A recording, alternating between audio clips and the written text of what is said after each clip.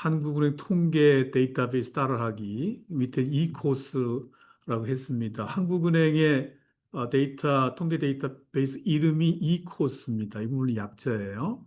그래서 여러분들이 웹사이트에서 한국은행이랑 구글 서치를 해도 되고 밑에 보여드리는 이 웹 주소로 들어가게 되면 바로 연결이 될 수 있습니다.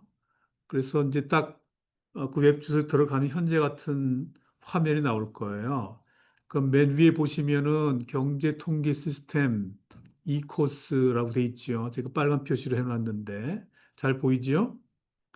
여기를 이제 클릭을 하시면 됩니다. 그렇게 되면 이런 화면이 나오는데 위에서 왼쪽에 보시면은 두 번째 국민 계정이라고 돼 있어요. 이 국민 계정이라는 것이 여러분들이 좀 낯서는 용어가 될 수 있을지 모르겠지만 한 국가 내의 경제적 상황을 거시적 측면에서 이렇게 집계를 해놓은 거예요. 산업별로. 이 국민 계정은 모든 나라가 유엔 산하에 있는 몽골로 들어갑니다. 모든 나라가 이 국민 계정을 만들게 돼 있어요. 그래서 GDP는 이 국민 계정 안에서 찾아봐야 됩니다. 여기 다른 아이콘을 눌러봤자 여러분들이 GDP를 찾을 방법이 없어요. 근데 국민 계정이라고 하는 걸꼭 찾아 들어가셔야 됩니다. 들어가시면 이런 화면이 열려요. 그래서 두 번째 컬럼에 보면 1번 통화금융, 2번 국민계정, 쭉 가서 9번 해외 북한 이렇게 돼 있죠. 두 번째 국민계정이 또 6가지로 나눠져요. 그래서 우리가 지금 보고자 하는 거는 다음 이제 보시면 어, 세 번째, 두 번째죠. 생산, 지출, 분배, GDP, GDP 디플레이터 이런 디렉토리를 볼 수 있어요. 이 안에서도 굉장히 또 나눠지잖아요. 네 개로 나눠집니다. GDP가 명목이냐 실질이냐, 그 다음에 GDP가 계절 조정을 한 경우냐, 그렇지 않고 원계열을 보게 되느냐, 이렇게 네 가지로 나눠져요. 제가 여러분한테 지난주에 말씀드린 거는 계절 조정을 하지 않은 원계열의 실질 GDP를 보여드렸어요. 왜 실질 GDP를 보여드리냐면은 실질 GDP를 해야 경제 성장률을 계산할 수가 있기 때문이죠. 왜 그럴까요? 경제 성장률은 물가의 간섭을 받지 말아야 돼요. 예를 들어서 지금 영어는 2020년 실질로 돼 있어요. 그러니까 2020년 물가로 다 이렇게 조정을 해놓은 거기 때문에 물가의 바이어스의 영향을 받지 않고 경제 성장률을 측정할 수 있기 때문이죠. 그래서 이 숫자를 잘 기억을 하셔야 돼요. 2.1점, 2.1.4 이렇게 딱 숫자를 기억하시면 더 정확합니다. 그 다음 보시면 눌러가면 오른쪽에 보면 이제 산업이 쭉 나와요. 자동으로 나와요. 그 밑에 목록에 이 산업을 다 보고 싶다. 어차피 뭐 우리는 GDP 전체를 볼 거지만 목록에 추가하면 그 다음 화면에 오른쪽에 이렇게 선택한 목록 조회가 나와요. 그래서 그 안에서 이제 여러분이 보시고자 하는 시계열, 분기도 있고 연도도 돼 있어요. 제가 봤던 건 분기가 아니고 연도가 돼 있죠. 오른쪽에 보면 연도라고 돼 있죠. 그래서 연도를 클릭하고 53년부터 2023년 4년까지 그렇게 이제 설정을 하고 조회를 누르게 되면 그럼 이제 이런 화면이 되죠. 그렇게 이제 거의 끝난 거예요. 자료 받기, 다운로드를 할 수 있는 준비가 돼 있어요. 그 다운로드 자료 받기를 누르게 되면 여러분이 이 파일을 어떤 형식으로 받을 것인가를 선택하게 돼 있습니다. 보통은 엑셀 데이터 일반 서식으로 하죠. 그 다운로드를 하게 되면 어, 지금 같은 이런 화면이 떠서 제가 지금 다뤘던 것이 맨 밑에 이게 1,400번이지만 국내 총생산 시장 가격이고 GDP다. 시장 가격으로 평가된 국내 총생산이고 이건 실질 GDP다. 이렇게 된 겁니다. 그래서 그걸 다운로드한 결과가 지금 이렇게 엑셀 화면에 뜨게 되고 이걸 여러분들 그래프를 그릴 수 있고 증가율을 또 계산할 수가 있고 이렇게 되는 겁니다. 이 루트는 여러 가지 루트 중에 하나예요. 여러분들이 이 데이터를 한국은행 이 코스를 들어가기 시작하면 이제 뭐가 어디 있는지를 이제 감을 잡기 시작을 하는 겁니다. 이것은 여러분들이 해야 할 잡이에요. 제가 이제 이런 루트만을 이제 한번 보여드린 겁니다. 제가 이것을 가지고 여러분들 과제를 제시하거나 그럴 필요는 전혀 없어요. 여러분들이 스스로 공부를 했으면 좋겠다는 생각이 듭니다. 아셨죠? 이런 것들은 어, 필수적으로 꼭 공부를 해 놓으시면 좋을 것 같습니다. 그러면 이제 오늘의 제목인 한국의 경제 성장 경험에 대해서 말씀을 드릴게요. 전체적인 목차는 한국의 경제 성장의 초기 조건, 그러니까 경제 개발 계획, 5개년 경제 개발 계획이라는 이름으로 시작을 하게 되는데 이 연도가 62년부터 시작을 해요. 그래서 5년씩 이렇게 끊어가면서 7차까지 가게 되는데 과연 62년 이전의 경제 조건들, 경제 상황들은 어떨까, 어땠을까 궁금하지 않겠어요? 그것으로부터 경제 개발 계획이 이루어지면서 얼마만큼 변화된 모습으로 성장해 왔는가, 그것을 알 필요가 있다고 하는 거죠. 두 번째 챕터는 이제 한국의 그 경제 성장 과정을 이제 단계별로 제1차 경제 개발 5개년 계획부터 이제 7차 5개년 계획까지를 쭉 설명을 조금 드라이하지만 설명을 하는 것이 좋을 것 같습니다. 그다음에 세 번째 챕터는 그런 한국의 경제 성장 과정에 나타난 어떤 특징적인 이슈가 있는가, 어떤 모습들을, 어떤 전략을 가지고 진행을 했는가, 그런 것들을 이제 정리를 하는 겸해서 말씀을 드리도록 그렇게 하겠습니다. 아셨죠? 자, 그러면은 사실은 이제 몽골 경제와 비교를 해가면서 하면은 좋을 것 같은 생각이 들어서 제가 약간의 보조 자료를 준비를 이렇게 해놨어요. 그것도 설명을 좀 드리겠습니다. 첫 번째, 경제 성장의 초기 조건은 그러면 어떤 변수들을 볼 것인가? 과연 한국 경제의 경제 개발 5개년 계획이 이루어지기 전에는 어떤 조건들의 상황들이 유지가 됐는가? 우선 궁금한 것은 경제 개발 계획이 이루어지기 전에 경제 성장률은 어땠을까? 사실은 한국은 전쟁이 있는 나라였죠. 53년에 전쟁이 마무리됐어요. 그러니까 62년에 경제 개발 계획이 있었으니까 약 9년 정도의 비어있는 공간이 있었죠. 전후 복구를 해야 되는 이런 상황이에요. 한번 여러분 상상을 해보세요. 전쟁으로 모든 것이 다 파괴가 됐습니다. 기계든 건물이든 사람들도 많이 이제 죽었고 전쟁 후에 굉장히 피폐해진 이런 상황들이었어요. 그런 상황에서 경제 성장률은 어느 정도였는가? 통계가 좀 해석하지만 54년부터 준비되어 있습니다. 통상 우리가 산업구조라고 하면은 보통 GDP의 산업별 비중을 가지고 얘기해요. 그래서 어떤 산업의 GDP 비중이 높은가? 그 얘기는 높다는 얘기는 그 산업은 현재 발전을 하고 있다는 거죠. 낮다는 이야기는 사실은 발전되지 못하고 피폐해지는 그런 산업이라고 볼 수가 있죠. 그렇게 보게 될 겁니다.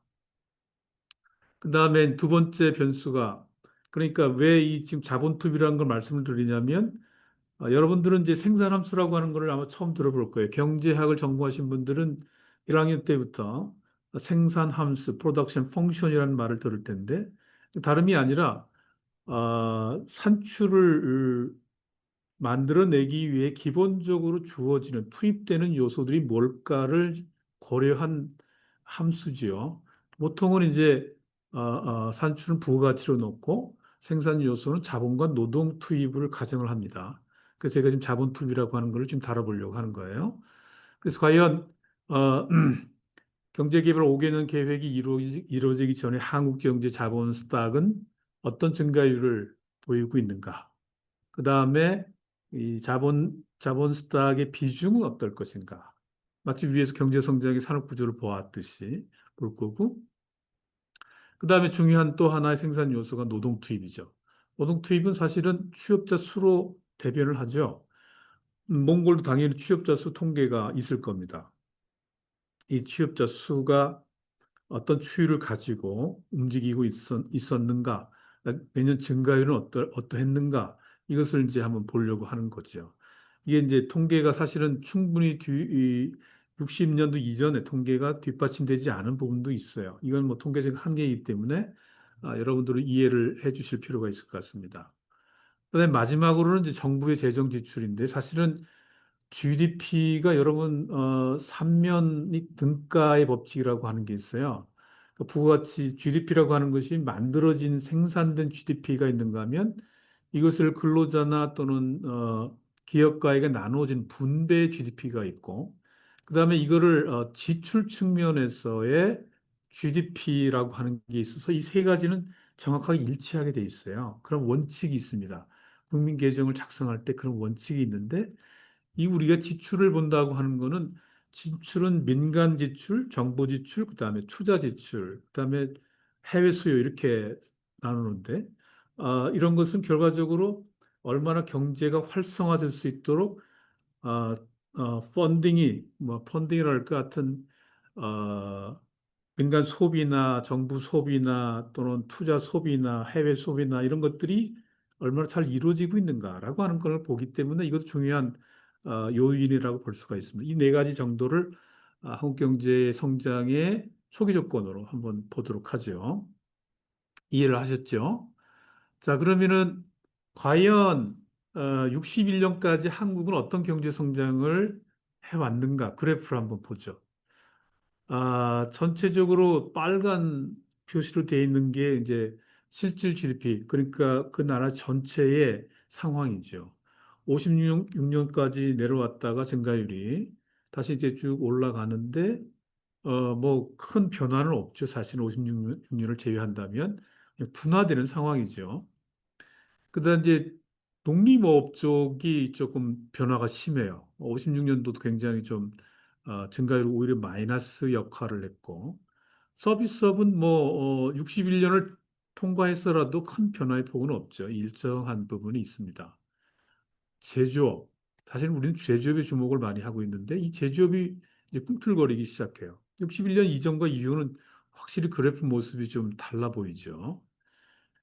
그래서 이거를 한번 실질적인 테이블로 보게 되면 이렇습니다. 표 2-1을 보면 실질 GDP 증가율이 이제 나와 있죠. 그러니까 54년부터 61년까지 농림업 증가율을 보니까 4.3%였어요.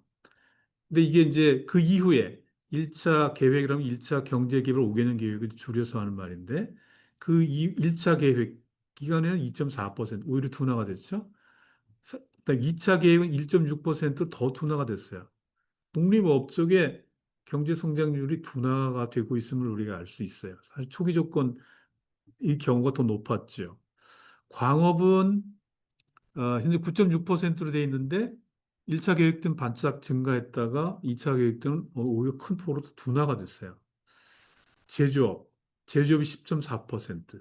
그러니까 다른 산업에 비해서 농림업, 광업에 비해서 높은 증가율을 유지를 하고 있었어요. 경제개발 계획이 이루어지기 전에.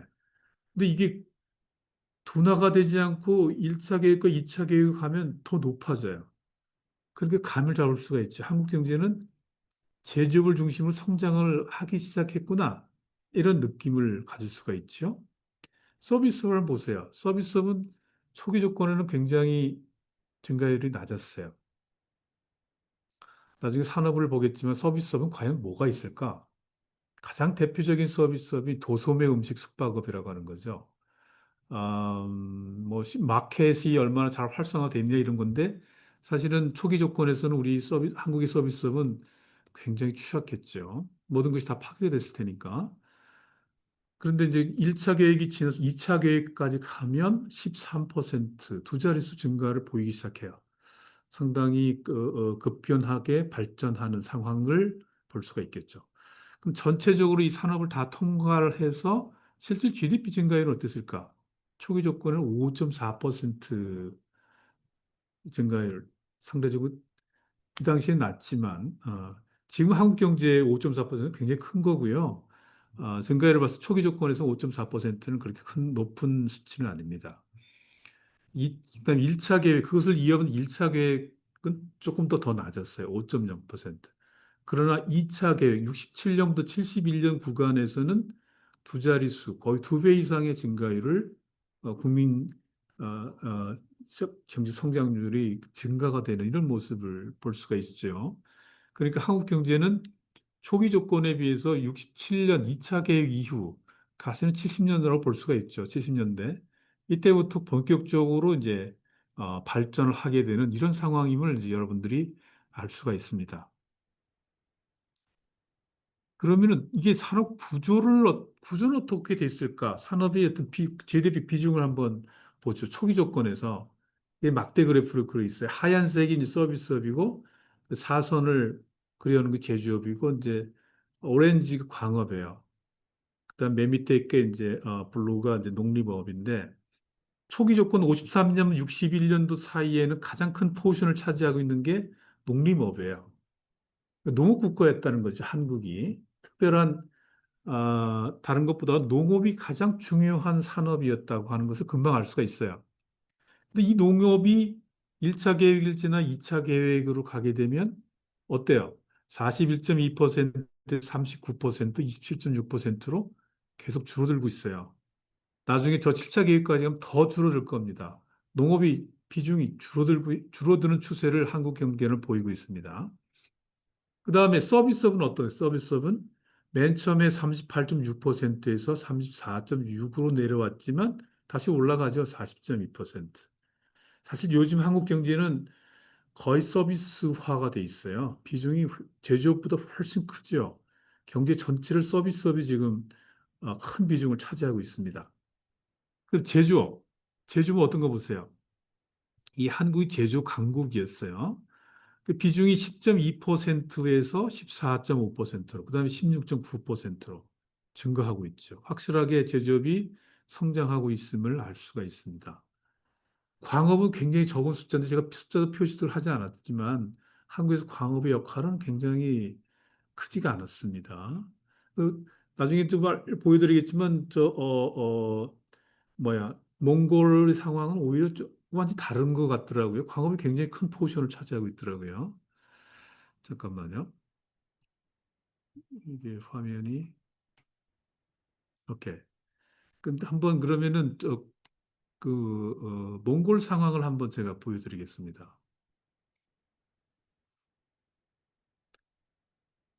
몽골 경제의 산업별 GDP 증가율과 비중을 한번 지금 제가 설명드린 한국의 상황을 염두에 두면서 한번 보죠. 자, 몽골은 지금 통계가 71년부터 2022년까지 잡혀 있어요. 이게 밑에 자료를 보면은 APO라고 하는 APO Productivity Data Book. APO는 아시아 생산성 기구라고 하는 일본에 있는 기구입니다. 아시안 Productivity Organization. 보면은 지금 멀겋게 빨간 점선으로 된 것이 이제 광업이죠. 광업이 70년대 몽골에서는 한 11.9%니까 09%니까 굉장히 좋은 성적을 가지고 있었어요. 최근에 2021년과 22년에 아마 코로나 여파로 그런 건지 모르겠지만 마이너스 증가를 보였지만 굉장히 큰 포션을 가지고 있죠. 그다음에 매니팩처링이 또 역시 11.09%, 그다음에 서비스도 11.11%. 상당히 좋은 증가율을 보이고 있는데 최근에 2021년, 22년에는 코로나 영향이 있겠죠. 전부 다 증가율이 둔화가 되고 있는 그런 상황들을 보여주고 있습니다. 이거 좀 테이블로 좀 더 명확하게 보여드리면 이와 같은데, 음, 71년부터 80년도까지는 GDP 증가율이 5.94%. 이 중에 가장 좋았던 부분들이 이 서비스죠. 11.1 있고, 그다음에 제조업도 좋았고, 광업도 좋았어요. 근데 지금 광업이 쭉 둔화되고 감소하면서 전체 기간에서 볼 때는 광업은 굉장히 우수한 성적을 가지고 있습니다. 그렇지만 최근에 좀 많이 코로나 팬데믹 위기를 좀 경험한 것 같고 제조업이 지금 11.09%, 2.54%로 매우 둔화가 되고 있어요. 제조업이 이렇게 둔화가 되는 것은 별로 좋은 징조라고 볼 수는 없습니다. 왜냐하면 기술이 여기서 이제 집약이 돼 있기 때문에 기술 혁신적인 산업이 제조업이기 때문에 서비스업도 지금 둔화가 되고 있는 건데 한 5.4%고 전 구간에서 볼 때는 9.0550%니까 상당히 증가율은 우수한 성적이 됐죠. 예, 이런 상황들입니다. 그러니까 여러분들이 이제 이 몽골 경제에 대한 매크로한 시각을 산업별로 가지고 있을 필요가 있어요. 그래서 몽골 경제 상황을 여러분 피부로 느낄 수도 있겠지만 이렇게 통계적으로 인지를 하고 있으면 훨씬 의미가 있겠죠. 한번 어, 명목 GDP 비중 몽골 70년부터 2022년까지 여기도 보면은 저기 광업의 상황이 아주 드라마틱합니다. 지금 왼쪽에 이제 70년대인데 중간에 이제 오렌지 색깔이 6.8% 광업이에요.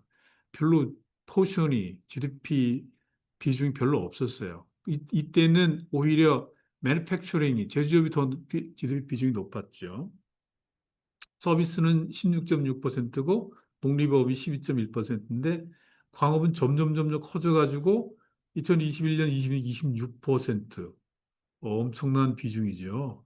가장 큰 포션을 이제 최근에 가지고 있다 그런 얘기죠.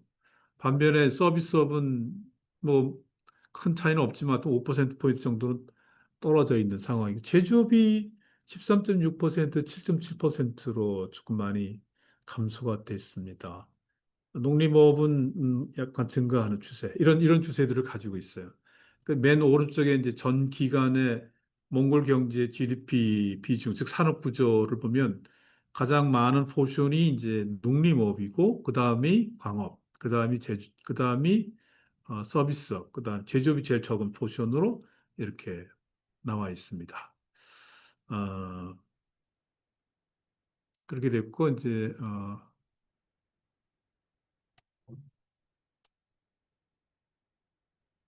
다시 원래 강의 안으로 돌아오게 되면 이렇습니다. 이제 한국 상황인 거죠.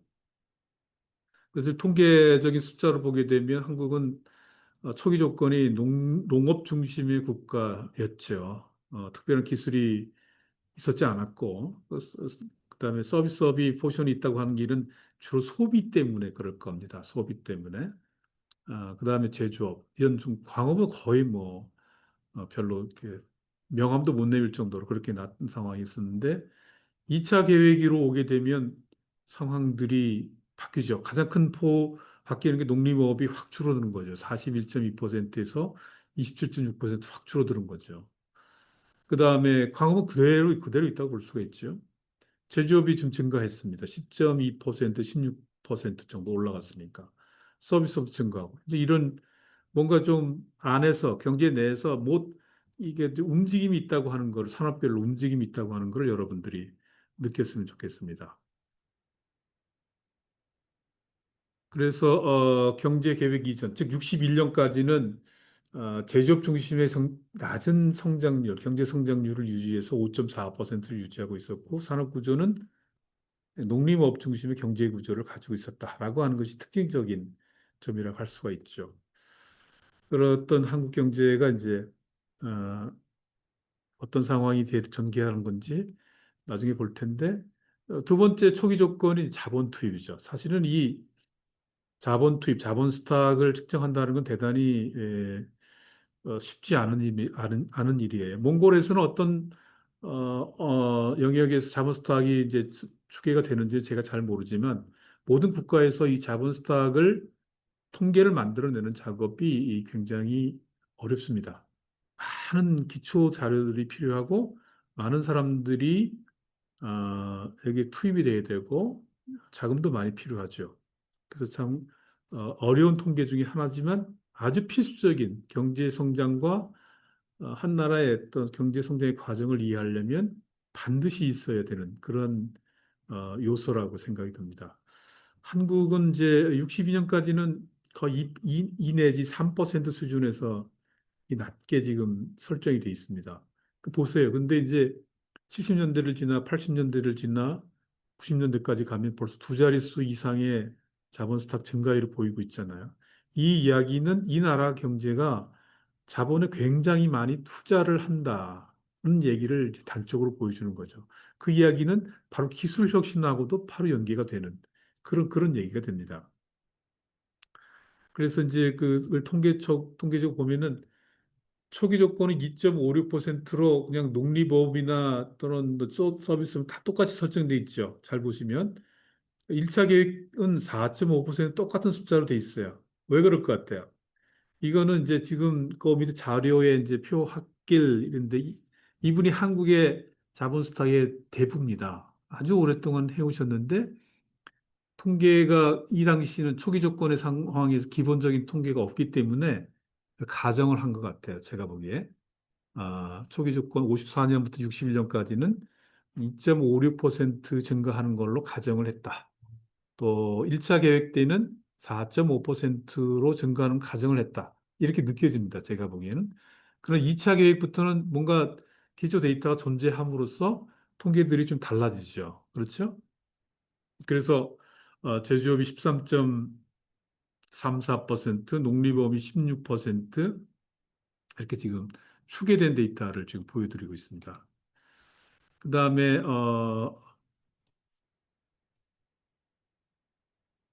명목 자본 스탁의 비중. 제가 이게 어떻게 되나 잘 안 보이는데. 오케이. 명목 자본 스탁의 비중이 이제 나와 있는데 아, 여기서 보면은 특이한 점이 이 서비스업의 그 자본 스탁 비중이 높아요. 그다음에 제조업, 그다음에 제조업이고 농림업이 제일 낮고 제일 낮은 광업이지만 하여튼 농림업도 굉장히 작습니다. 자, 서비스업이 75% 이상이다. 뭘 의미하는 걸까요? 왜 서비스업의 자본 스탁 비중이 이렇게 높을까요? 실제 통계를 보게 되면 숫자를 표시를 해주면 제가 이랬습니다. 초기 조건 53년부터 61년까지는 서비스업이 78% 정도의 자본 스탁 비중을 가지고 있어요. 전 산업 대비. 제조업이 13%, 농림업이 3%. 근데 서비스 비중이 큰 변화가 있습니까? 뭐 2차 계획까지는 큰 변화가 없어요. 가장 큰 포션을 차지하고 있어요. 그다음에 제조업이고 농림업이 광업이고. 그 여러분 궁금하지 않으세요? 자본 스탁이라는 게 뭐냐? 자본 스탁은 어떠한 타입으로 유형으로 구분되어 있는데 서비스업이 이렇게 크냐? 그래서 제가 좀 설명을 하기 위해서 보완 자료를 좀 가지고 왔어요. 볼까요? 어,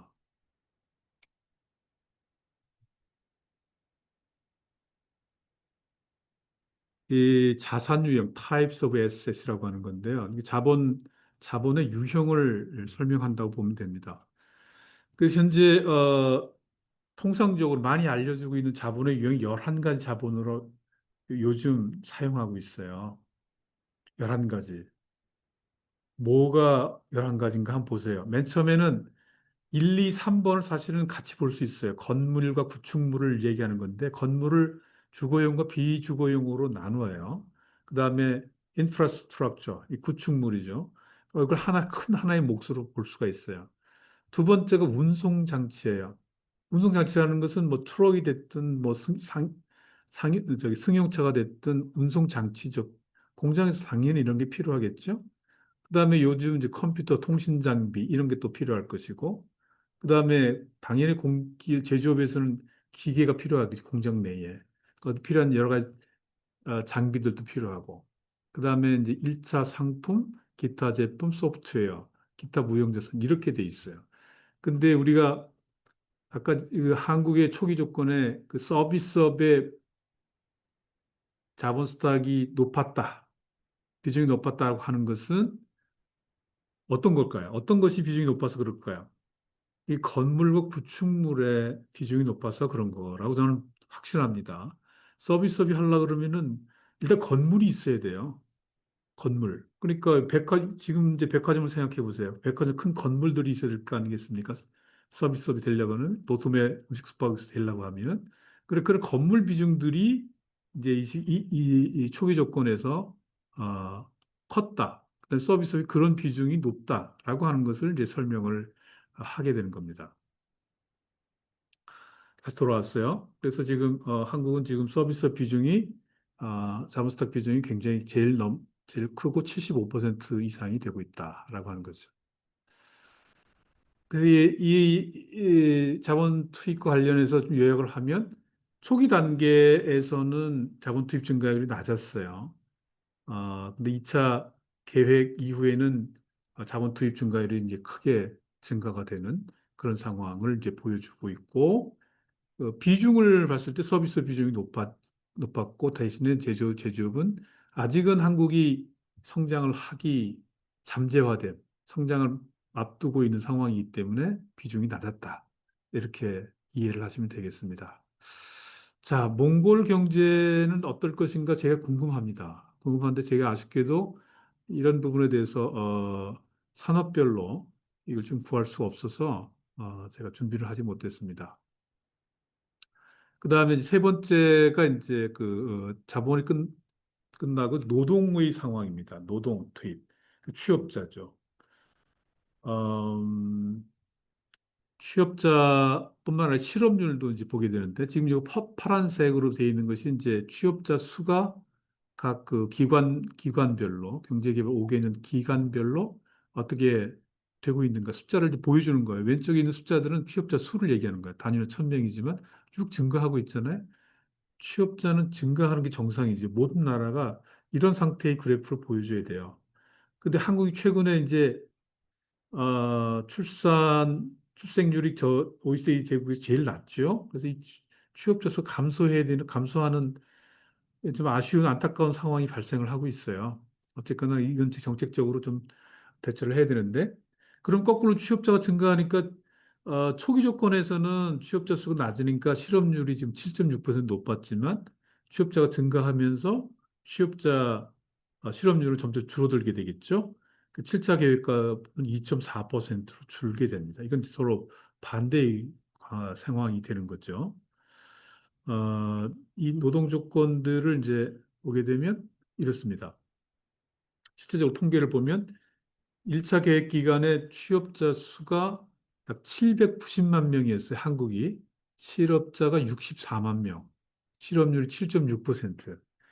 취업자 계속 증가하면서 7차 계획까지 가면 뭐 어떻게 1,900만 명이 되죠. 1,900만 명. 1,900만 명이 되고 실업자는 48만 명으로 줄게 되죠. 현재 한국의 취업자 수는 한 2천만 명이 되거든요. 그렇게 보시면 될 것 같고, 그러면 몽골은 그러면은 경제 상황이 어떨 것인가를 이제 볼 필요가 있겠죠. 또 제가 자료를 준비를 해봤는데, 몽골의 취업자 수 추이를 한번 보죠. 몽골이 70년부터 2022년까지 상황입니다. 이 블루 라인이 이게 취업자 수예요. 취업자 수고, 그다음에 오렌지 라인이 이게 이제 블루 라인이 경제활동 인구고 오렌지 라인 취업자 수입니다. 그러니까 경제활동 인구라면 15세 이상의 인구로서 그러니까 노동력을 제공해서 경제활동을 할 수 있는 인구를 얘기합니다. 생산 가능 인구라고도 얘기하죠. 이 안에서 취업자가 차지하는 비중이 이제 취업률이 되겠죠. 취업률. 몽골의 상황이 지금 70년부터 2022년까지 빨간색 점선으로 된 것이 이제 취업 비중, 취업률이라고 볼 수가 있습니다. 취업률이 약간의 둔화가 되는 그런 상황들이 보여지고 있네요. 2022년까지는 한 50, 한 2, 3% 정도? 그 정도 되는 것 같습니다. 이런 것들도 여러분들이 이제, 이런 상황을 통해서 인지해 볼 필요가 있을 것 같다는 생각이 듭니다. 그다음에 다시 원래 상태로 돌아오게 되면, 네. 그래서 이제 지금 초기 조건 중에서 이제 노동 투입과 관계돼서 살펴봤습니다. 이걸 정리하면, 아, 이건 1차 개발 계획부터 데이터가 제공이 되기 때문에 취업자 수가 790만 명이었어요. 실업자 수는 64만 명이고 실업률이 7.6%로 사실은 조건이 안 좋은 거죠. 경제를 개발하기 위한, 육성하기 위해 주어진 조건 자체가 그렇게 나이스하지 않았죠. 열악한 상황이었음을 이제 알 수가 있습니다. 그다음에 네 번째 마지막이지만 이제 초기 조건 중에 정부 지출은 어땠을까? 정부는 과연 얼마만큼 경제에 도움이 되는 정책을 추진했을까? 그런 걸 간접적으로 알 수 있는 얘기가 되는 거죠. GDP에서 차지하는 민간 소비와 정부 지출, 그다음에 투자 비중의 추이를 하게 보게 되면 맨 왼쪽이 초기 조건에서 보면은 민간 소비 비중이 굉장히 높죠. 이거는 소비 성향이 매우 높았다고 하는 걸 알 수가 있습니다. 소비 성향이 매우 높았다고 하는 건 상대적으로 저축 여력이 매우 적었다라고 하는 걸 알 수가 있어요. 본인의 소득이 생기면 소비하기 바빴죠. 저축할 여력이 전혀 없었습니다.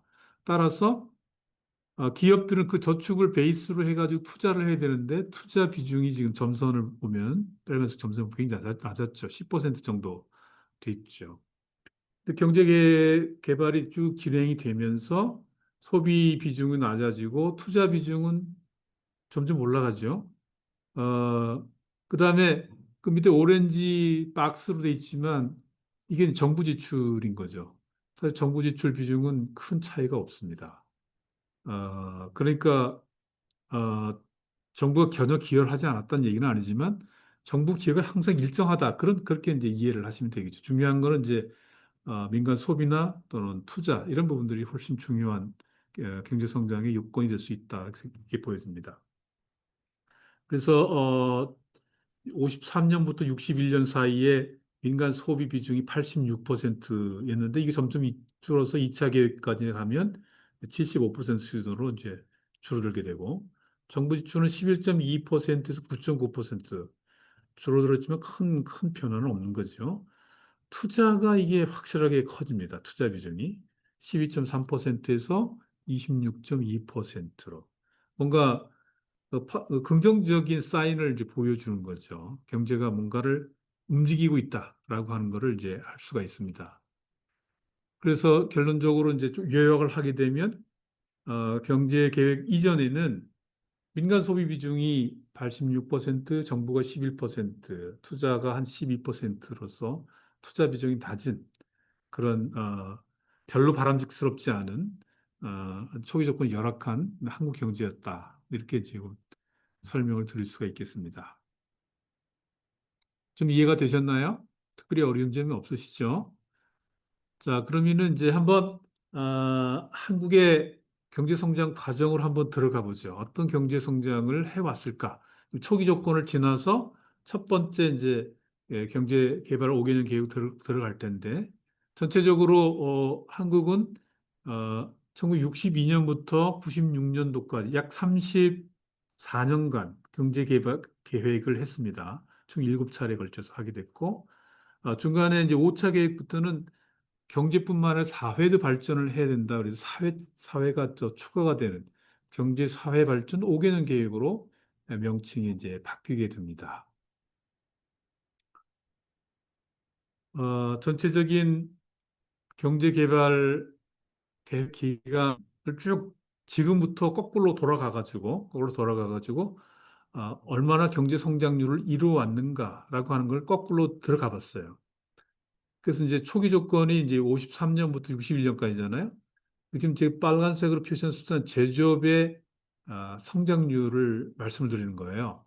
제조업이 초기 조건 10.4% 현재 통계를 가지고 봤을 때 그런데 1차 계획 기간 15%, 2차 17%, 3차도 한 17%, 4차 계획부터는 조금 둔화가 되죠. 11%, 12%. 그래서 6차 계획까지 두 자릿수의 제조업이 증가하는 굉장한 성장을 해온 겁니다. 이렇게 두 자리로 성장한다고 하는 것은 경제가 매우 활성화됐다고 하는 것을 사실은 의미한다고 볼 수가 있습니다. 그래서 이제 전체적인 통계 숫자를 보여드리게 되면 이제 이렇게 쭉 나오게 되는데요. 제조업이 지금 어, 거의 두 자릿수를 도배를 하고 있잖아요. 굉장한 숫자죠. 그래서 그런 여파로 인해서 실질적인 경제 성장률이 2차 계획과 3차 계획 중에 두 자릿수로 점핑을 하게 됩니다. 1차 계획에서 5%였던 경제 성장률이 두 배가 됩니다. 대단한 성장 아닌가요? 경제 성장률이 두 배가 된다는 것은 이거 대단한 일입니다. 엄청난 일이죠. 그다음에 3차 계획도 그걸 그대로 유지를 해왔고, 그다음에 4차 계획, 5차 계획 지나서 6차 계획도 역시 두 자릿수의 실질적인 경제 성장률을 이루었습니다. 자, 여러분 이런 부분들을 가지고 그냥 잘 성장했구나 이 정도로 인식을 하게 되면 오산입니다. 이걸 좀 더 깊은 의미로 이해를 할 필요가 있어요. 그래서 제가 잠깐 다른 슬라이드를 좀 보여드리겠습니다. 음,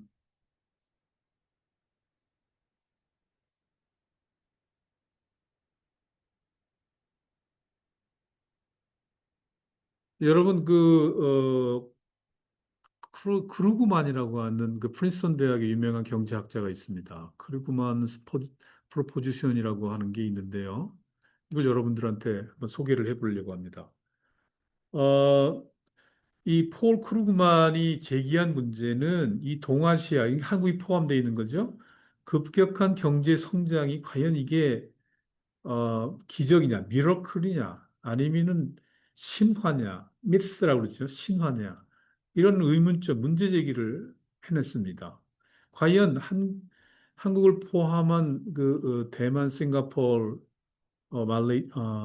대만, 싱가포르, 또 어디죠? 한국대가 어디죠? 네 개 국가가 있죠. 한국, 대만, 싱가포르. 이들 나라가 과연 생산성에 의해서 증가를 했느냐? 그런 기적을 이루었느냐? 아니면은 요소 투입, 그러니까 아까 자본을 제가 말씀드렸고 노동 투입을 얘기했는데 이런 요소 투입이 이루어져서 성장을 한 거냐? 이런 근본적인 질문을 하게 됩니다. 이건 이 당시에 94년에 발표됐는데 논문이 엄청난 센세이션을 일으켰죠. 과연 한국의 제조업이 두 자릿수 이상의 높은 경제 성장을 해왔는데 이거를 미러클로 기적으로 볼 수 있을 것이냐?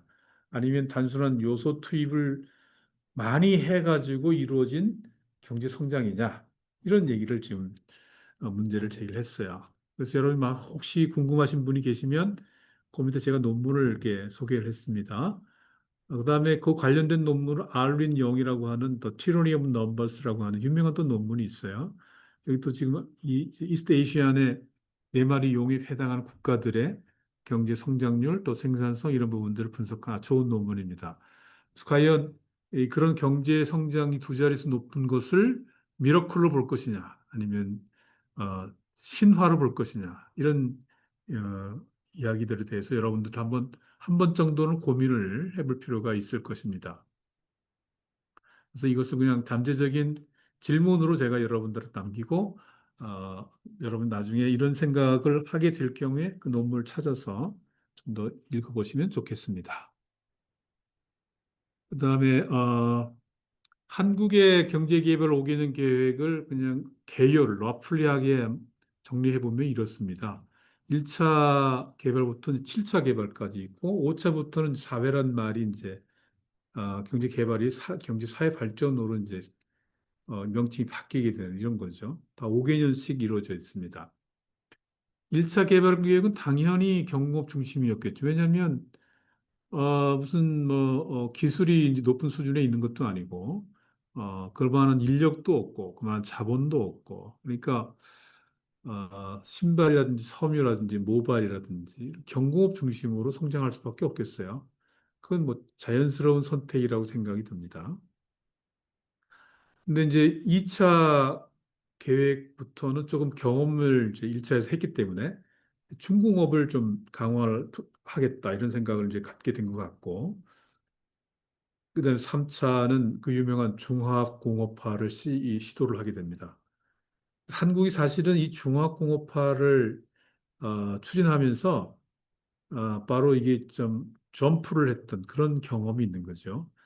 다른 나라도 그럴 가능성이 높을 것 같아요. 왜냐하면 이 중화공업은 이 전방 연쇄 효과를 산업 간의 후방 연쇄 효과가 굉장히 높은 그런 산업이거든요. 이 산업을 발전시키게 되면 다른 산업들도 발전할 수밖에 없는 상황이기 때문에 그렇게 됐습니다. 그래서 한국이 지금 2차와 3차 경제개발 계획 기간 중에 경제 성장률이 굉장히 높았어요. 그다음에 4차는 자력 성장을 하겠다. 이런 취지로 이제 경제 성장 플랜들이 이제 만들어지기 시작했습니다. 그래서 키워드들이 이 정책을 추진하기 위한 키워드들이 있습니다. 제가 지금 이 자료는 대한민국 정부가 작성한 자료입니다. 국가기록원이라고 하는 여기에 보관되어 있는 경제개발 계획에 나와 있는 키워드들입니다. 그러니까 정확히 오피셜한 공식적인 그런 기본 방향이라고 볼 수가 있죠. 1차 경제개발 5개년 계획은 키워드가 이 사회 경제적인 악순환의 시정, 그다음에 자립 경제를 달성한다. 사실은 이 당시에 이제 대통령인 이제 박 대통령이 가장 많이 얘기했던 게 자립 경제 달성입니다. 그래서 이 자립 경제 달성의 기반을 구축하겠다라고 하는 것이고, 2차 계획에서는 이제 산업 구조를 경공업에서 중공업으로, 그러니까 좀 더 근대화시키는, 그래서 자립경제를 확립하겠다라고 하는 그런 기본적인 키워드를 가지고 있었고, 3차, 4차, 5차는 상황이 좀 달라지죠. 굉장히 추구하고자 하는 목표가 좀 달라집니다. 그 3차는 성장, 안정, 균형. 이게 무슨 얘기냐면 성장, 경제 성장이죠. 안정은 뭐이 성장 자체가 서스테이너블 해야죠. 갑자기 성장했다 훅 꺼지거나 이렇게 되면 안 되겠죠. 경제가 위기에 있을지라도 성장을 계속할 수 있도록 유지를 해야 되는 거고, 그다음에 산업 간의 균형도 필요하다. 4차 계획부터 등장하는 특이한 용어가 있어요. 그게 바로 능률이라고 하는 겁니다. 능률이라고 하는 것은 다른 말로 이야기하면 생산성인 거죠. 뭐 같은 일을 하더라도 보다 생산적인 일을 할 수 있도록 그렇게 하는 거죠. 경제가 이제 한국 경제가 뭔가 좀 고도화되고 성숙되는 것을 이제 느낄 수가 있습니다. 이러한 하나의 기본방에 있는 키워드를 보더라도. 근데 5차 계획에서는 뭐가 좀 다른 점이 있겠습니까? 성장이라는 부분이 빠져 있어요. 그렇다고 성장을 안 하겠다는 뜻이 아니라 이제 성장의 기본적인 터닝 포인트가 된 거죠. 그러니까 더 이상 성장이 고속으로 성장하지 않는 상황이 됐다라고 하는 것을 알 수가 있습니다. 경제가 안정적이고, 그다음 생산성이 높은 경제, 그다음에 각 부문 간 균형이 이루어지는 그런 경제를 지금 추구하겠다. 이 키워드만 보더라도 어떤 흐름을 읽어낼 수가 있습니다. 6차 계획은 완전히 다르죠. 경제의 선진화, 그러니까 선진국으로 가겠다라고 하는 것을 목표로 내세웠어요. 그다음 더불어서 이제 국민 복지를 지금 높이겠다라고 하는 것을 키워드로 잡았습니다. 7차는 계속 선진화라고 하는 걸 키워드로 잡는데 이 남북한의 이제 통일을 지향하고자 하는 이런 목표까지 현재 제시를 하고 있습니다. 그러니까 자립경제로부터 시작해가지고 선진화, 민족 통일을 이루는 이 스텝 바이 스텝으로 한국 경제가 지금 이렇게 발전할 수 있도록 방향성을 잡아왔다라고 하는 겁니다. 이거를 보게 되면 만약에 여러분들이 나중에 취업을 하게 돼서 우리 저 경제 계획과 관계되는 업무를 하게 되면 몽골 경제를 이끌어가기 위해서 어떤 키워드를 잡아야 할 것인가라고 하는 것을 이제 고민해 볼 필요가 있을 것 같은데, 이런 한국의 하나의 그 벤치마크, 이 베스트 프랙티스가 여러분들의 도움이 될 수 있으면 아주 좋을 거란 생각이 듭니다. 1차 경제개발 계획 1962년부터 이제 1966년도까지 이때 이제 이 경제개발 계획을 준비하고 계획하고 했던 사람들의 고민들을 좀 읽어낼 수 있어요. 그래서 이때 이제 주요 골자, 주요 뭐랄까 내용은 우선 에너지가 필요하다를 먼저 생각을 하게 된 것 같아요. 전력이라든지 또 석탄이라든지. 물론 이 당시는 석탄의 중요성이 아마 굉장히 에너지원이 이제 다 석탄을 가지고 이제 난방을 하고 하는 거기 때문에 이 에너지원이 굉장히 중요하다 생각이 들었을 겁니다. 그다음에 이제 기간 산업이 필요하겠다. 뭐 기간 산업이라는 핵심 산업인 거죠. 그다음에 사회 간접 자본, SOC라고 그러죠. 사회 간접 자본이 다 파괴가 됐으니까 도로든 뭐 항만이든 철도든 그런 걸 일단은 다시 원상으로 만들어야 되겠고 경제 개발의 기본 베이스로 삼아야 되겠다 이런 생각을 하게 된 것 같아요. 그다음에 이제 또 노동력이 그 당시는 이제 한 가정에 뭐 5명 이상의 자녀들을 낳았으니까 노동력이 풍부했습니다. 이런 많은 노동력을 이용해서 이제 손으로 하는 경공업 중심의 생각을 하게 되겠죠. 자연스럽게. 그다음에 이제 농업 소득을 증대시켜야 되겠다. 농업 소득을 증대시키려면 농업의 생산력 또 생산성을 이제 확대해야 되는데 사실은 말처럼 쉽지는 않습니다. 이 농업의 생산성을 높인다고 하는 것이 아주 불안정하거든요. 왜냐하면 기후의 영향을 많이 받기 때문에. 요즘은 사실은 비닐하우스 내지는 모든 게 다 AI로 컨트롤되는 그런 농업이 등장하기 시작했지만 당시 60년대 초반에는 상상을 할 수 없는 일이죠. 그러니까 농민들이 굉장히 소득이 적었어요. 그러니까 살기가 힘들었던 거죠. 굉장했죠. 아, 글쎄 지금 우리 경제학에서 유명한 우등제, 열등제 이렇게 구분할 때 보리쌀, 여러분 보리쌀이라고 아시나요? 그냥 우리가 이야기하는 쌀이 있고 보리쌀이 두 가지가 종류가 있는데 경제학에서는 이제 이제까지는 쌀은 우등제고 보리쌀은 열등제라고 취급을 했어요. 근데 그 당시에는 쌀로 밥을 지어서 먹는 사람이 글쎄 국민의 몇 퍼센트가 됐을까? 그렇게 많지 않았어요. 다 보리쌀로 인해서 열등제인 보리쌀을 가지고 이제 주식을 삼았던 거죠. 지금은 오히려 그게 거꾸로 돼서 보리쌀 값이 더 높아지게 되는 그 우등제와 열등제 개념이 이제 혼돈되는 상황까지 와 있는데 이 당시는 그렇지 않았다는 거죠. 전형적인 농업 중심 사회였고 농촌의 소득이 낮았기 때문에 이 소득을 높이는 것이 중요하다. 아, 이렇게 생각을 했던 거죠. 그다음에 이제 수출. 이거 뭐 두말하면 큰일 난 일이죠. 한국은 수출 중심으로 해서 성장을 해왔어요. 그러니까 내수는 왜냐하면 국토도 좁고 그리고 인구 수 자체가 적지는 않지만 내수를 다 소화할 만큼 그러니까 내수에서 다 커버할 만큼 인구는 안 되기 때문에 우리는 돈은 이제 수출로 돌렸다라고 하는 거죠. 그러면서 이제 수출과 수입이 균형화가 되는 것이 국제 수주를 균형화하는 거기 때문에 이것도 중요한 이슈다. 이렇게 생각을 했던 거고 그다음에 무엇보다도 기술 혁신, 기술을 진흥시킨다고 하는 거. 이거는 뭐 사실은 이 당시에 이렇게 목표를 세웠어도 그게 달성한다고 하는 것은 쉬운 일은 아니었어요. 그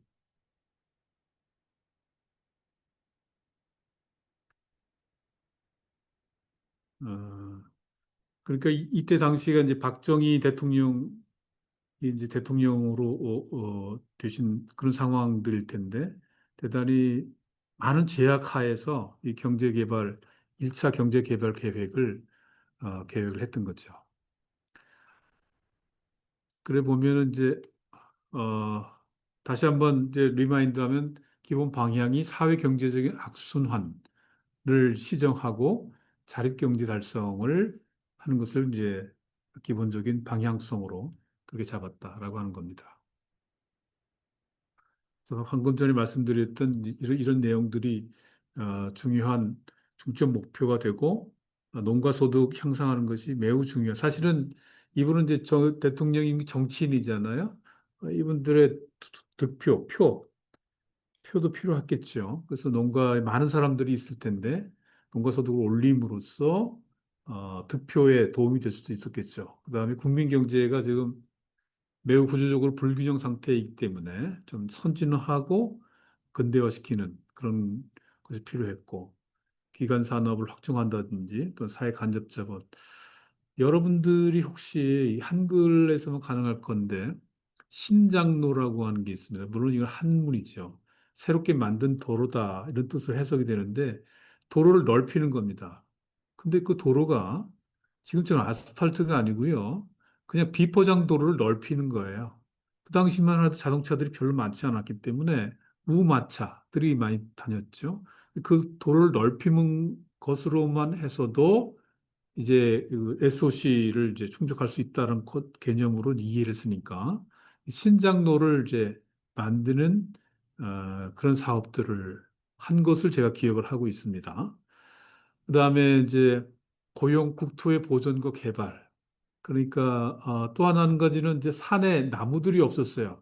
전쟁으로 인해서 나무들이 이제 다 불타가지고 그때 이제 나무들을 심는 그런 그 일종의 정부 대책이죠. 학생들로 나와서 산에다가 나무를 심는 그런 일도 했으니까 국토를 보존을 해야 되겠다라고 하는 것. 그런 중요한 생각을 가지고 있었던 거죠. 수출 증대, 그다음에 기술 진흥 이런 것들이 중요한 목표가 됐었다. 요약하면 지금은 준비되어 있지 않지만 기간 산업을 확충하고 건설해야 되겠다. 그다음에 사회 간접 자본을 확대한다. 이게 중요한 목표가 됐었습니다. 그런데 이때 이제 1차 경제개발 계획서 국가기록원이 가지고 있는 계획서의 주요 지표들을 보게 되면 경제 성장률이 지금 7.6%로 계획을 했어요. 계획을 했는데 실제 어떻습니까? 근데 지금 와가지고 그거를 그 당시 62년부터 66년까지 경제 성장률을 측정을 해보니까 제가 가로로 친 빨간색 있잖아요. 5.0%를 달성했어요. 그러니까 계획을 달성했습니까? 못했습니까? 계획을 달성 못한 거죠.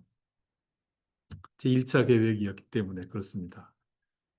그때 성적표를 한번 볼까요? 62년하고 66년을 이제 비교한 테이블인데 명목 GNP. 그러니까 그때 당시는 GDP라는 용어를 쓰지 않고 GNP라는 용어를 썼어요. Gross National Product. GDP는 Gross Domestic Product죠. GNP라는 용어를 썼는데 이걸 약 1.4배 정도 높이는 계획을 세웠어요.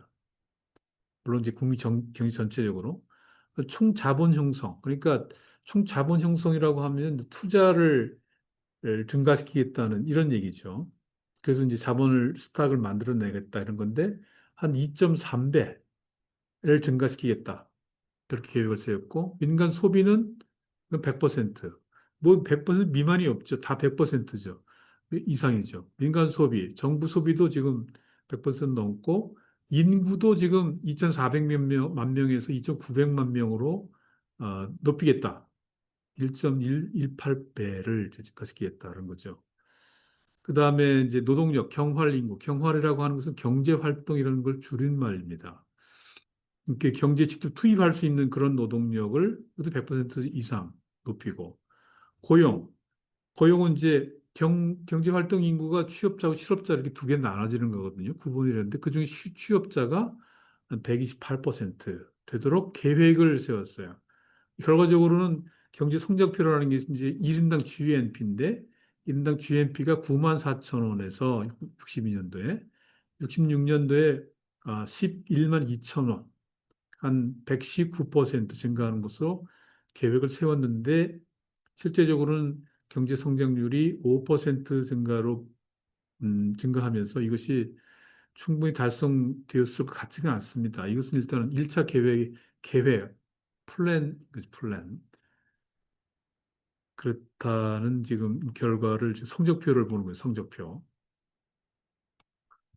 그 다음에 2차 경제개발구역이 이제 바로 이어서 이루어지게 됩니다. 67년부터 71년 5개년 계획 안에. 이때 뭔가 조금 눈에 가시화되는 정책들이 많이 발표가 됩니다. 자, 아까 제가 농민 소득들, 뭐, 보리쌀, 또 쌀 이런 말씀을 드렸는데, 이때는 보다 적극적인 내용이 나와. 식량을 자급하겠다. 그러니까 수입에 의존하지 않고 자체적으로 조달하겠다라고 하는 아주 굉장히 적극적인 정책이 지금 제시가 되고 있고, 산림을 녹화하겠다. 산에 나무들을 충분하게 갖추겠다라고 하는 겁니다. 그런 것뿐만 아니라 화학, 철강, 기계, 이게 얼마나 핵심적인 산업입니까? 이 산업이 중공업이죠. 중화학공업이죠. 이것을 산업을 이제 고도화시키겠다. 고도화시키겠다고 하는 거는 이제 경공업 비중보다 중공업 비중을 더 높이겠다라고 하는 의미가 된 거죠. 그 다음에 매우 정치적인 이슈지만 10억 달러를 수출하겠다. 1970년대까지 70년에는 10억 달러를 달성하겠다, 수출을. 이 굉장히 정치적인 제안이라고 볼 수가 있습니다. 그 다음에 고용을 확대하겠다. 국민 소득을 비약적으로 증대시키겠다. 이거는 뭐 엄청난 거죠. 이때 이제 박정희 대통령이 내걸었던 유명한 일화가 하나 있습니다. 마이카 시대, 마이카. 그러니까 마이카라고 하는 것은 국민들이 한 가정에 이제 한 대가 있지만 차량을 소유하는 것을 이제 제한을 했어요. 물론 그게 하나의 어, 국민들에게 내세우는 어떤 정책적인 정치적 이슈가 될 수 있겠지만 그 얘기는 뭐냐면 그만큼 국민 소득을 높여주겠다, 높여야 되겠다 이런 얘기가 되겠죠. 그다음에 이제 과학 기술을 높인다든지, 그다음에 이 기술 수준과 생산성의 향상. 이거는 이제 진짜 해안을 가지고 있는 사람들이 내걸은 겁니다. 이 생산성을 향상시킨다고 하는 거는 대단히 중요한 정책 목표고요. 지금도 이것은 계속 유지가 돼야 됩니다. 그래야지만이 경제가 서스테이너블하게, 그러니까 지속 성장이 가능할 수 있는 거거든요. 그래서 어떤 정책 입안자들에도 이 생산성 향상을 항상 강조를 할 필요가 있어요. 그래서 이제 이 경제 성장이 필요한 소유 자금도 지금 이렇게 국내 조달과 그다음에 외화 조달. 지금 베트남 경제의 대표적인 특징이 FDI, 외국 Foreign Direct Investment를 이제 굉장히 많이 도입을 했어요. 그러니까 자국 내 캐피탈이 부족하기 때문에 해외에서 이제 그거를 조달하는 그런 플랜을 많이 세웠어요. 한국도 많이 지원을 했지만 이건 또 중요한 아이디어죠. 국내 경제 성장을 하기 위한 그 캐피탈이 부족하다 그러면 해외에서 그걸 조달을 하는 거죠. 그냥 조달하는 게 아니죠. 다 이자도 지불해야 되고 상환 계획도 만들어야 되고 어쨌거나 외화를 조달하는 그런 계획도 세웠습니다. 그 다음에 아주 대표적인 성공 신화를 이뤘던 것이 이제 경부 고속도로를 건설하는 거였어요. 물론 몽골에도 고속도로가 있을 거라고 저는 생각이 듭니다. 근데 이 당시 한국이 경부 고속도로라고 하는 거는 다른 사람들이 감히 생각해 볼 수 없었던 아주 혁신적인 아이디어였어요. 그걸 잠깐 좀 소개를 해드리면, 음,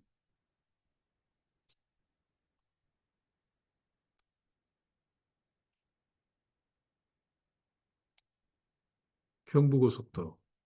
여러분이 한국을 방문하신 분은 경부고속도로를 이제 달려 보셨을 텐데, 어떻게 생겼냐면 이렇게 생겼어요, 위치가. 왜 왼쪽 상단에 보면 일자라고 하는 숫자가 보이죠? 이 경부고속도로의 노선 번호가 1번입니다. 왼쪽에 잘 안 보이겠지만 여기가 서울이에요, 서울. 서울에서 충청도, 경상도를 통해서 저 밑에 토끼 꼬리 모양 밑에가 부산입니다, 부산. 그러니까 이 남한을 관통하는 고속도로를 지금 만든 거예요. 이거는 굉장한 경제적 여파가 있습니다. 제가 다음 시간에 이제 이 고속도로가 미치는 경제적 효과 같은 것들을 좀 더 한번 다뤄볼 생각인데 이건 사회 인프라잖아요. SOC, 소셜 오버헤드 캐피탈이잖아요. 이거는 매우 많은 영향력을 줘요. 물류 흐름이 가능하게 되고 인구가 이동하게 되고 이 주변에 산업 단지가 구성이 돼야 되고 그러니까 이야기는 뭐냐면은 산업 단지가 형성되면서 기업들이 막 우후죽순 생겨나게 되는 거고 이 기업이 나중에 산업 단지도 구성하지만 이 안에 가운데를 관통하는 도로가 이제 고속도로라고 하는 거죠. 이거를 기획을 했다는 거예요. 지금은 한국이 이 고속도로가 굉장히 많습니다. 근데 이 당시는 엄청난 센세이션을 일으켰죠. 이것을. 건설 계율을 한번 볼까요? 이게 68년도에 착공을 해서 70년도 7월 7일 날 완공이 됐는데 한 2년 5개월, 하여튼 2년 조금 지나서 완공이 됐어요.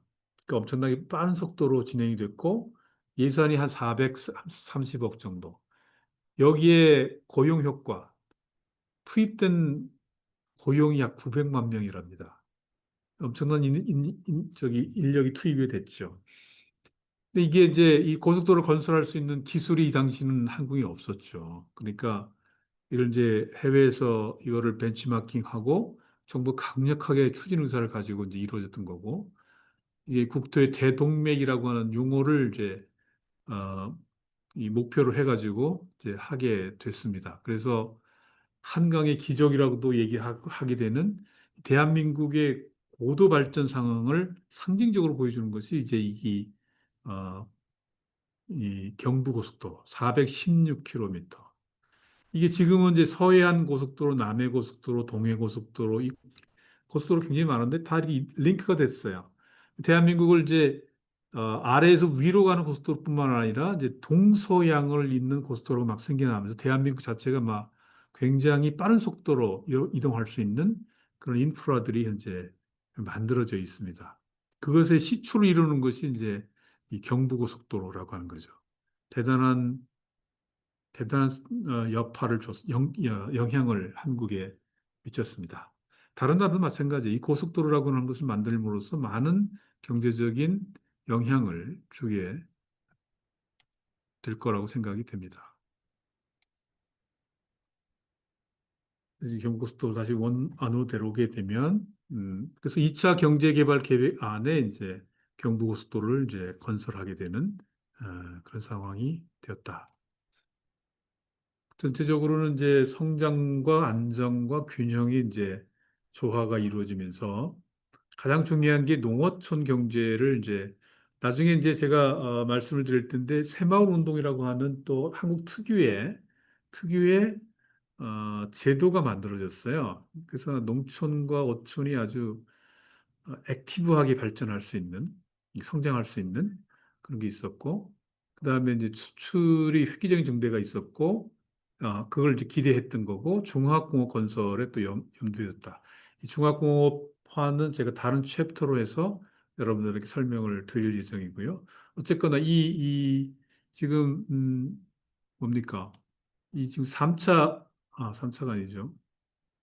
2차 경제개발 계획 기간에 아주 상당히 중요한 마중물 역할을 하는 그런 계획들이 이제 이루어졌다. 이렇게 보시면 되겠습니다.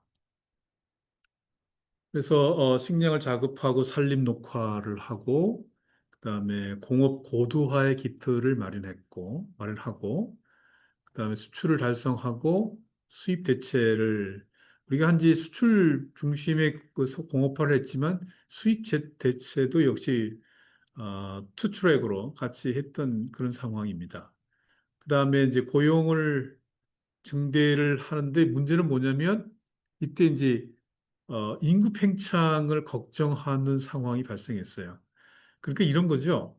경제가 충분히 발전하지 않았는데 한 가정의 가족 구성원들이 자꾸 늘어나게 되면서 이제 사실 국민 소득이 일정한데 가족이 소비해야 할 부분들이 많이 이제 증가가 되잖아요. 그러니까 사실은 삶의 질이 그렇게 높아지지는 않는 거죠. 이런 것들을 이제 느끼게 된 거죠. 그래서 가족의 출산율을 이제 조절하는 가족 계획을 이때 발표를 하게 됩니다. 그래서 인구가 너무 많이 팽창을 하게 되면 삶의 질이 떨어진다. 그래서 한 가정에 2명의 자녀를 두어서 잘 키우자. 이런 말들이 하는 유행처럼 그렇게 됐던 기억이 있습니다. 그것이 지금 돌아서 보면 지금 인구가 줄고 있거든요. 한국이.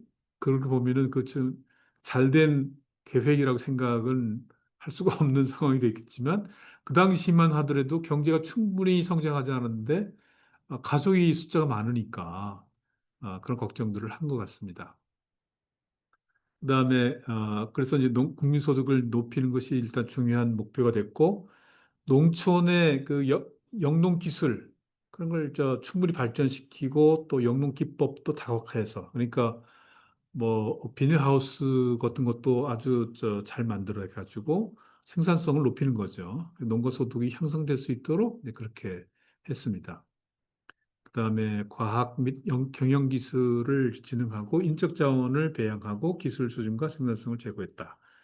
요약하면 이 대외지향적인 공업화를 어, 추진하고 아까 말씀드린 Foreign Direct Investment 외자 도입을 적극적으로 추진했고 그 공업 구조를 경공업으로부터 중공업으로 고도화시키는 그러한 정책을 추진을 했다. 상당히 적절한 정책이라고 저는 생각이 듭니다. 그래서 실제 그때 당시에 계획했던 경제 성장률 목표치는 7%였어요. 근데 지금 이제 제가 다시 이제 최근 데이터를 가지고 해보니까 10.9%를 달성했습니다. 어때요? 굉장한 점프를 하게 된 거잖아요. 초과 달성을 하게 된 겁니다. 그러니까 아주 훌륭한 정책, 경제를 육성하고자 하는 훌륭한 정책을 함으로써 경제가 아주 활성화가 되는 것을 느낄 수가 있죠. 당시 계획을 했던 GNP, 명목 GNP는 150% 상승하는 거, 총 자본 한 두 배, 이건 굉장한 거죠. 자본 투자를 두 배로 높인다고 하는 거. 물론 투자원은 이제 포린 다이렉트 인베스트먼트 있겠지만 이게 엄청난 거죠. 이런 계획을 세웠다고 하는 게 민간 소비가 131%, 정부 소비도 177%, 정부도 많은 것을 이제 지원을 했다는 거죠. 정부 지출을 했다고 하는 거니까. 그다음에 인구도 2,800만 명에서 3,200만 명으로 시키는 걸 목표로 했고, 경활 인구도 한 111%, 취업자 수도 114%. 그래서 1인당 GNP가 이거는 2만 8천원에 3만 6천원으로 131% 증가하는 걸로 이렇게 계획을 세웠습니다. 근데 하여튼간에 경제가 잘 성장을 해서 10.9%라고 하는 그 놀라운 그 달성률을 보였습니다. 3차 계획까지만 오늘 시간 말씀을 드리도록 하겠습니다. 3차 계획이 지금 사실은 한국 경제 성장 과정에서 허리 역할을 하게 됩니다. 그러니까 점프 도약할 수 있는 아주 중요한 그런 기간이라고 볼 수가 있어요. 72년부터 76년에 해당하는. 근데 이게 이제 타임이 사실은 정확하게 매칭이 안 됐어요. 이 당시에 잘 아시겠지만 중동에서 석유 오일 쇼크가 있었잖아요. 이것은 한국 경제에 엄청난 네거티브한 영향을 줬죠. 그렇지만 이때 뭔가 중화공업화라고 하는 것이 같이 매칭이 되면서 아니 이때 석유 위기가 없었으면 한국 경제는 훨씬 더 빠른 속도로 증가했을 거라고 생각이 듭니다. 이제 뭐 이건 대외적인 요소이기 때문에 한국 경제가 이거를 컨트롤할 수가 없어요. 한국 경제를 나중에 이제 여러분들이 그 경제 성장률을 그래프를 되게 되면은 아시겠지만 근 10년에 한 번씩 이렇게 위기가 한국을 외부에서 발생하는 원인으로 인해서 위기가 닥치는 경제 변동이 이제 있어 왔어요. 이때는 사실은 첫 번째 위기죠. 석유 위기가 있었습니다. 그다음에 이제 수출 드라이브, 수출을 그냥 진흥하는 게 아니라 올인하는 거죠. 올인. 수출 드라이브 정책을 취했습니다. 또 중동에 또 사막에 또 건설 경기가 또 엄청나게 또 발생함으로써 한국이 여기에 또 많은 어, 지원과 인적 자원 지원이죠. 그런 걸 또 하게 됐습니다. 기본 방향은 이제 성장을 하면서 안정과 균형을 조화롭게 하는 그런 어, 방향을 제시를 하게 돼서 농어촌 경제를 혁신적으로 개발하고 수출을 획기적으로 증대하고 중화학공업 이게 방점이 있는 거죠. 중화학공업 건설에 기본 방향을 두어서 계획 기간 중에 이제 연평균 8.6%의 경제 성장을 달성하고자 하는 계획을 세웠던 것입니다.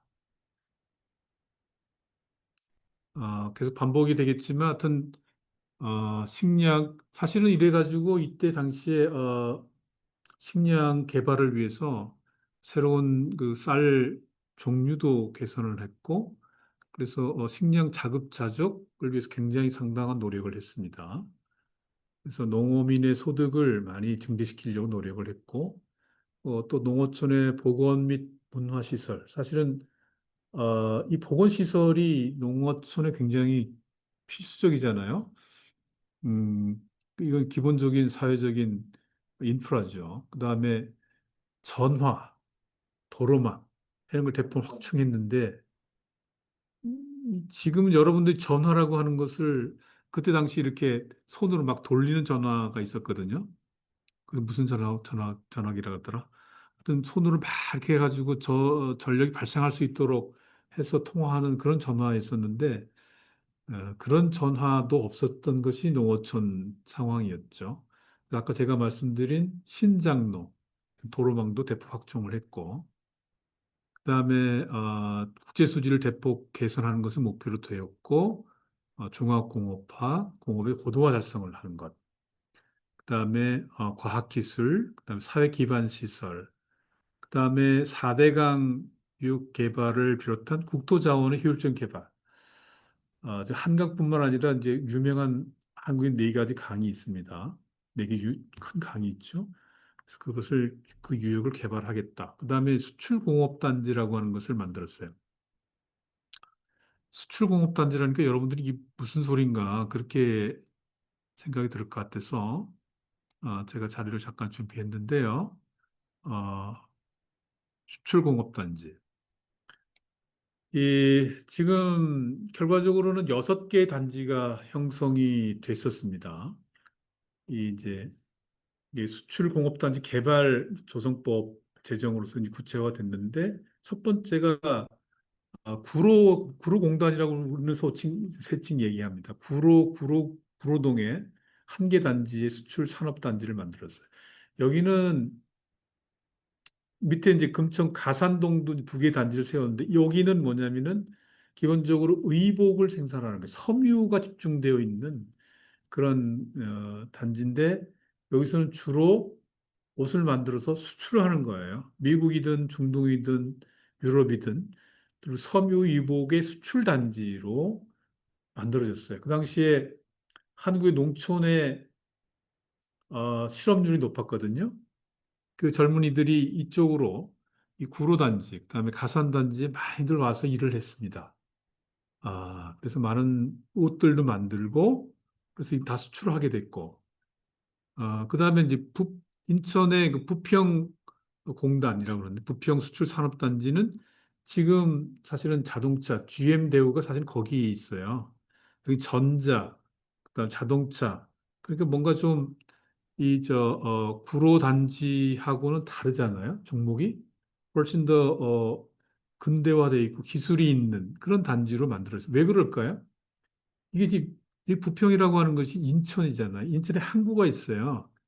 그러니까 여기서 만든 모든 제품들을 바로 항구로 이동시켜서 수출하게 되는 그런 전진 기지를 만든 거죠. 여기서 3개 단지가 있어서 결국 전체적으로 수출 산업 단지 6개를 만들게 됩니다. 그래서 여기서 그 정부에서는 각종 금융 세제 지원도 하게 됐고, 많은 지원들을 하게 됐죠. 그래서 지금 이제 경인고속도로, 아까 경부고속도로 말씀드렸지만, 사실은 경인고속도로가 먼저 만들어졌죠.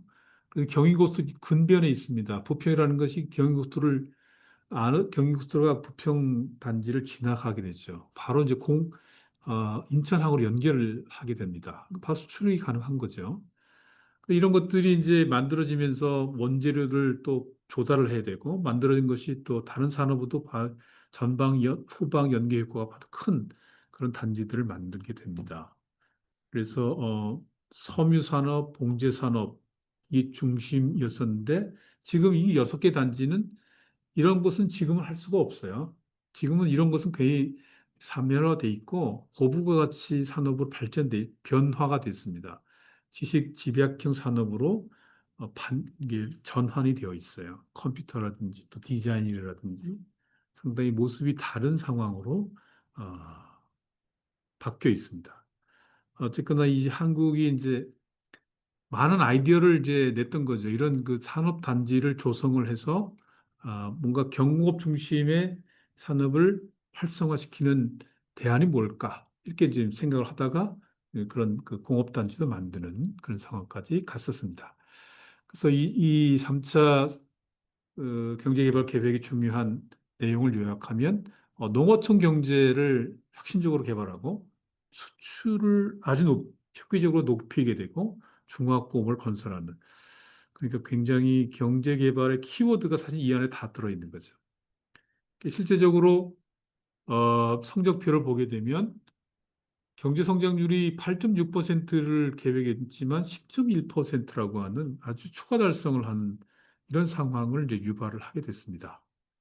그래서 GNP도 1.8배, 그다음에 소비도 많이 증대시키고 인구도 증가시키고 결과적으로 1인당 GNP가 1.6배, 8만 3천원에서 10만 9천 원으로 1인당 GNP를 높이는 그러한 성과를 달성을 하게 됩니다.